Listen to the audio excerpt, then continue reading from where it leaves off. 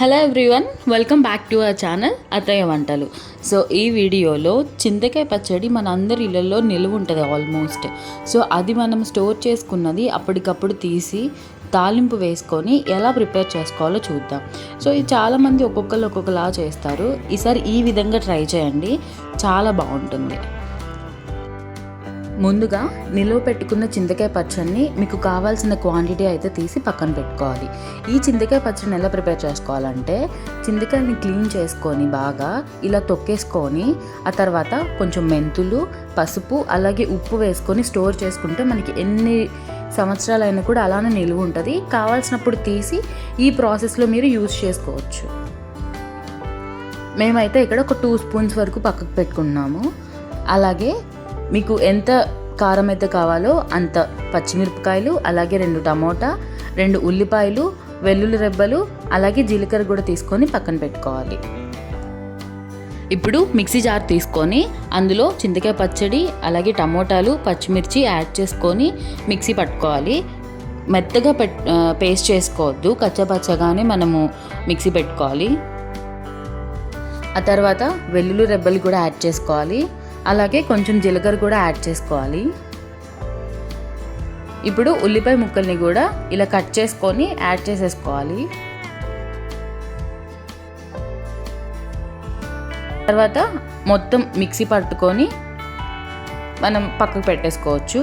అన్నీ పచ్చివే కాబట్టి మరీ మెత్తగా రుబ్బుకోవద్దు, జస్ట్ కచ్చపచ్చగా రుబ్బుకుంటే సరిపోతుంది. ఇప్పుడు స్టవ్ మీద బాండి పెట్టుకొని అందులో ఒక 2-3 టేబుల్ స్పూన్స్ వరకు ఆయిల్ని యాడ్ చేసుకోవాలి. ఈ పచ్చడికి ఆయిల్ ఎక్కువ పడుతుంది, ఎందుకంటే మనం స్టోర్ చేస్తాం కాబట్టి.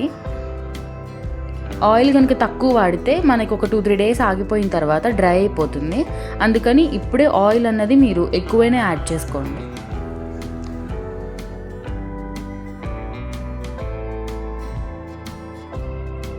తాలింపు గింజలు కూడా యాడ్ చేసుకోవాలి. కొంచెం ఎక్స్ట్రా జీలకర్ర కూడా యాడ్ చేసుకోండి టేస్ట్ కోసం.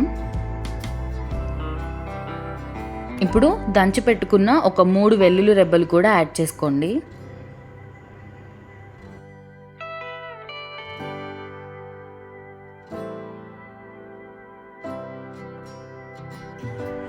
కొంచెం వేగిన తర్వాత కరివేపాకు కూడా యాడ్ చేసుకోవాలి.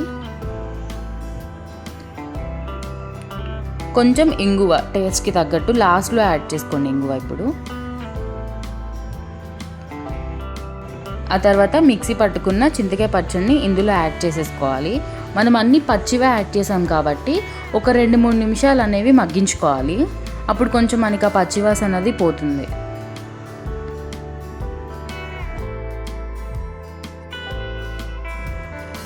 ఇలా నీట్గా మొత్తం కలిపేసుకొని ఒక 2-3 నిమిషాలు మగ్గించుకుంటే అయిపోతుంది. సో ఇది మాత్రం మనం స్టోర్ చేసుకుంటే మాత్రం చాలా రోజులు వస్తుంది, అసలు పాడవ్వదు. కాకపోతే వాటర్ పడకుండా చూసుకొని స్టోర్ చేసుకోండి. లాస్ట్లో కొంచెం కొత్తిమీర యాడ్ చేసేసుకుంటే మనకి అయిపోతుంది. ఇది రైస్లోకి అండ్ టిఫిన్స్లోకి చాలా బాగుంటుంది. ట్రై చేసి ఎలా ఉందో కామెంట్ బాక్స్లో అయితే మెన్షన్ చేయండి. అలాగే ఈ రెసిపీ కనుక మీకు నచ్చినట్లయితే ఖచ్చితంగా లైక్, షేర్ అండ్ సబ్స్క్రైబ్ చేయండి. Thanks for watching.